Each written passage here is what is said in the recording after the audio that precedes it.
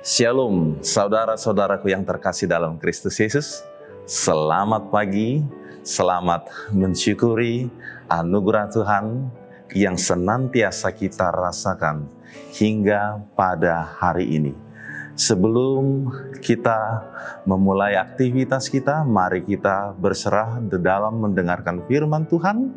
Oleh sebab itu, kita awali, kita bernyanyi.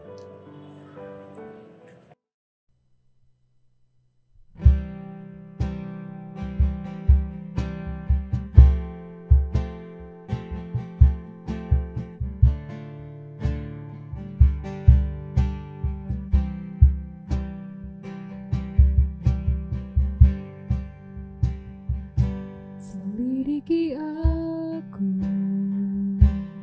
lihat hatiku, apakah ku sungguh mengasihimu, Yesus, Kau yang Maha Tahu dan menilai hidupku, tak ada yang tersembunyi bagimu. Telah kulihat kebaikanmu yang tak pernah habis di hidupku. Ku berjuang sampai akhirnya Kau dapati aku tetap setia. Telah kulihat kebaikanmu yang tak pernah habis di hidupku. Ku berjuang sampai akhirnya Kau dapati aku tetap setia.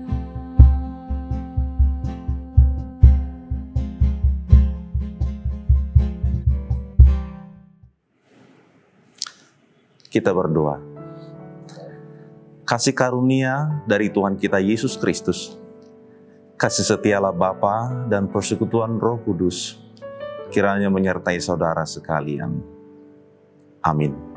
Saudara-saudaraku, sahabat firman Tuhan yang kita dengarkan pada hari ini, tertulis di dalam Mazmur 41 ayat 13. Demikian firman Tuhan.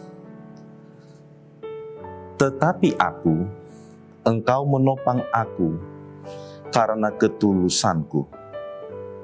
Engkau membuat aku tegak di hadapan-Mu untuk selama-lamanya. Demikian firman Tuhan, dan adapun topik daripada renungan kita pada hari ini, saya susun demikian: jadilah dan tetaplah tulus, serta berintegritas di hadapan Tuhan. Sahabat firman Tuhan yang terkasih dalam Kristus Yesus, seluruh dan semua manusia sama sekali tidak menginginkan penderitaan terjadi di dalam hidupnya. Kendati demikian, yang namanya penderitaan itu selalu datang. Ada manusia yang menderita atau kita menderita karena apa? Karena sakit yang kita alami. Sehingga setiap orang yang sakit pasti dia mengharapkan kesembuhan. Sama halnya juga pada masa COVID ini, penderitaan itu membuat kita untuk ingin segera selamat dan keluar dari masa-masa sulit itu. Dan masih banyak lagi penderitaan-penderitaan yang terjadi di dalam kehidupan ini. Boleh juga penderitaan itu terjadi karena pengkhianatan. Oleh siapa? Oleh sahabat dekat yang ada di antara kita. Dan tentu penderitaan karena sakit penyakit, penderitaan karena pengkhianatan yang kita alami, itu bukanlah hal yang mudah untuk kita jalani. Nah, oleh sebab itu pertanyaan yang sesungguhnya adalah bukan lagi kepada penderitaan itu, bukan lagi kepada pergumulan itu, Tetapi kepada siapakah kita pergi di saat penderitaan itu datang? Nah, Bapak Ibu Saudara-saudara yang terkasih, penderitaan yang dialami oleh Daud di dalam firman pada hari ini, itu dialaminya secara bertubi-tubi. Baik dari sakit penyakit yang ada pada dirinya, termasuk juga penderitaan oleh karena pengkhianatan oleh sahabat-sahabatnya, oleh orang-orang yang dekat kepadanya. Tetapi Bapak Ibu Saudara-saudara yang terkasih, dikatakan sekalipun penderitaan karena sakit penyakit itu, dikatakan pada ayat sebelumnya, di tempat tidurnya, di dalam posisi saat dia terbaring, tetapi dia tetap memohon dan berharap akan kesembuhan daripada Tuhan. Demikian juga bila mana ada orang yang memusuhi dia, yang bermaksud untuk menyakiti dia, yang ingin dan merancang kejahatan kepadanya, tetapi dikatakan dia senantiasa berharap hanya kepada Tuhan. Oleh karena itu, ini menjadi satu bahagian yang hendak kita bawa juga di dalam kehidupan kita. Bagaimana kita meneladani kehidupan Daud yang senantiasa berharap dan terus berharap kepada Tuhan. Oleh karena itu, ada beberapa hal yang mau disampaikan daripada firman Tuhan hari ini. Yang pertama yang mau dikatakan, bahwa walaupun sakit penyakit yang kita alami, walaupun pengkhianatan yang kita alami, tetapi tetaplah berserah kepada Tuhan. Berserahlah kepada Tuhan. Saudaraku, Daud membuktikannya. Dia selalu berseru kepada Tuhan, yang mengatakan, Tuhan kasihanilah aku. Maka sesungguhnya di saat kita tidak mampu berbuat apa-apa, oleh karena kondisi kita yang terbaring lemah, karena sakit penyakit, karena beban dan pergumulan berat, karena orang-orang lain yang mau menyakiti kita, kita harus berserah kepada Tuhan dengan mengatakan, Tuhan kasihanilah aku dan tegakkanlah aku, sebab hanya Dia yang mampu menopang kita di dalam kehidupan ini. Yang kedua, Bapak Ibu Saudara-saudara, bahwa bagi Daud tidak menjadi persoalan seberapa parah sakit yang dialami, seberapa parah kejahatan yang datang kepada dirinya, yang dirancang oleh orang-orang lain kepadanya. Seberapa besar juga pengkhianatan yang ditunjukkan orang kepadanya. Tetapi dia yakin selama Tuhan masih besertanya, ia tahu bahwa hanya itu sajalah satu-satunya penolong yang setia baginya. Sehingga dengan iman, dia pun mengatakan seperti firman ini, tetapi aku, engkau menopang aku karena ketulusanku. Karena ketulusanku. Saudaraku, inilah yang menjadi integritasnya. Ketulusan itu adalah integritas. Banyak orang yang kehilangan integritas pada masa kini.